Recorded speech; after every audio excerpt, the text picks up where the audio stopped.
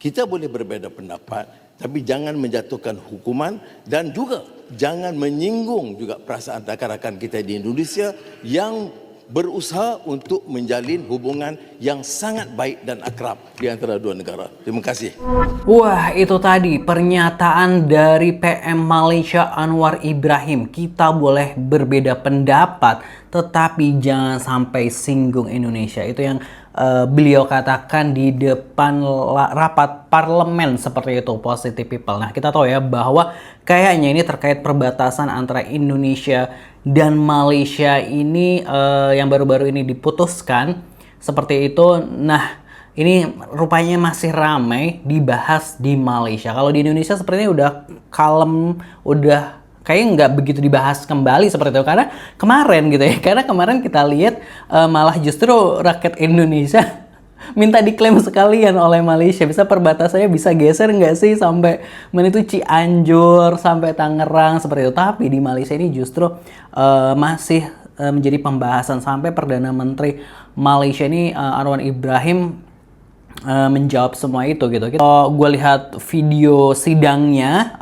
rapatnya ini heboh banget nih, kayak Anwar Ibrahim tuh dicecar oleh mungkin oposisi di sana dan sebagainya. Gue nggak ngerti ya sistem parlemennya nih gimana seperti itu ketika ada rapat seperti itu. Jadi kayak gue lihat ya ini ada yang kubu berseberangan dan lain sebagainya. Jadi kayak di situ sempat terjadi debat dan lain sebagainya, dan ya itu ada keluar statement dari PM Anwar Ibrahim seperti itu nih, Positive People. Kita tahu ya bahwa ini nih pasti gara-gara Inggris dan Belanda gitu, British dan Belanda, karena ya itu tadi menyisahkan perbatasan yang nggak jelas gitu ya. Mungkin udah jelas tapi gue nggak ngerti soal itu, karena perbatasan itu kan memang kalau nggak dikelirkan itu emang bisa memicu konflik dan lain sebagainya. Kita tahu seperti yang ada di Kamboja dan Thailand yang soal kuil itu kan dan lain sebagainya. Itu kan sampai sekarang kedua negara ini masih bersitegang akibat perbatasan seperti itu, karena ya lagi-lagi nggak clear seperti itu. Dan bagaimana komentar netizen gitu ya, kita lihat komentar netizen ini kita capture dari laman YouTube apa ya namanya, lupa gue, pokoknya Astro Awani kalau nggak salah ya, laman YouTube Astro Awani yang memberitakan pemberitaan Anwar Ibrahim tersebut. Tetangga baik negara kami baik. PM Anwar Ibrahim saya rasa paling bijak daripada PM Malaysia yang terdahulu. Yang terdahulu tuh banyak yang suka buat gaduh antara Malaysia dan Indonesia. Nah benar, saling menghargai. Nice gitu ya. Sebetulnya Indonesia nggak ada masalah dengan Malaysia, namun dengan catatan jangan asal klaim, udah itu aja. Selainnya ya baik-baik aja, jujurlah pada dunia biar hidup lebih bahagia. Terima kasih Pak Cik Maci atas tanah 5.270 hektar untuk diserahkan kepada kami. Ini kayaknya ini deh, buzzer deh ini ya, buzzer. Istilahnya buzzer ya, karena kayaknya rakyat Indonesia nggak sampai segitunya deh komentar gitu ya.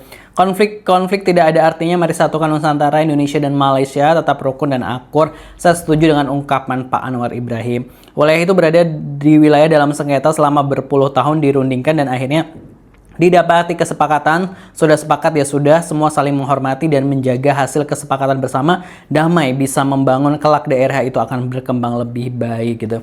Perbatasan itu kalau tidak dirancang baik-baik sangat sensitif, benar sangat sensitif ya. Harus dengan cara yang bijak. Semua perang dunia paling cepat terjadi karena 3 hal. 1 karena sebadan, 2 karena berebut sumber daya kekayaan alam, 3 karena politik. India versus Pakistan karena sepadan. Sepadan ini perbatasan ya berarti ya.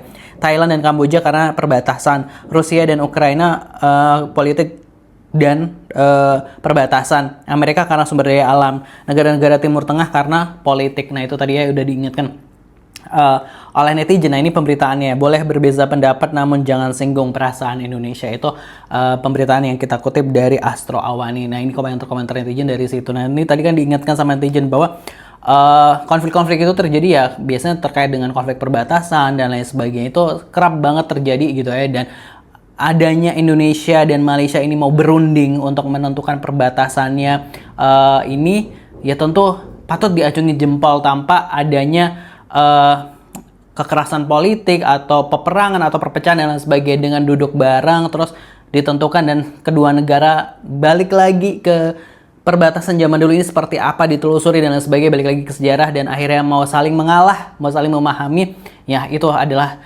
negara yang sama-sama dewasa dalam perbatasannya seperti itu. Daripada sampai sekarang dari dulu sampai sekarang nggak jelas, kan mending diperjelas sampai sekarang. Nah, ada sejarahnya ini sebenarnya kenapa gitu. Kalau gue tanya di Google AI Gemini ini jawabannya ya. Perundingan perbatasan darat Indonesia-Malaysia di Kalimantan Utara, sektor Sabah dan Kaltara telah berlangsung intensif selama lebih dari 45 tahun.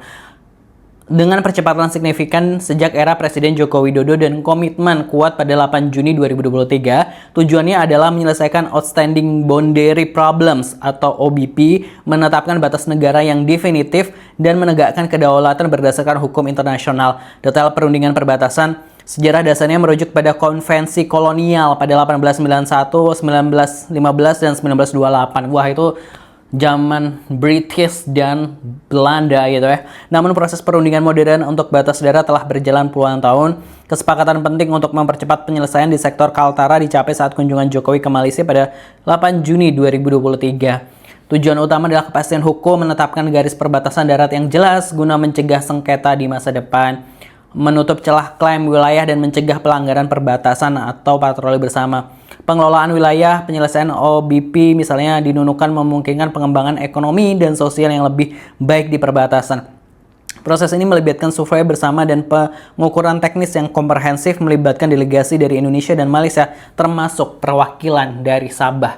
Nah itu tadi ya, emang perbatasan ini emang udah 45 tahun nih dicoba dikomunikasikan sebenarnya seperti apa, dan akhirnya ketemu titik temunya. Dan kedua negara ini sebenarnya sama-sama menerima seperti itu positive people ini perbatasannya ya, karena ya ada sejarah antara Belanda dan Inggris seperti itu yang waktu itu seperti itulah. Jadi ya itu gue nggak ngerti apakah emang mereka ini sengaja meninggalkan perbatasan yang nggak clear ini biar bisa memecah seperti itu atau gimana, kita nggak pernah ngerti gitu.